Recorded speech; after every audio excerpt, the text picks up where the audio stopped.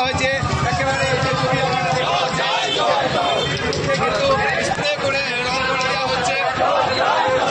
ছবি একেবারে যে প্রকল্পগুলো দেওয়া হয়েছে বীরভূম জেলা প্রশাসনের দেওয়ালে সেখানে কিন্তু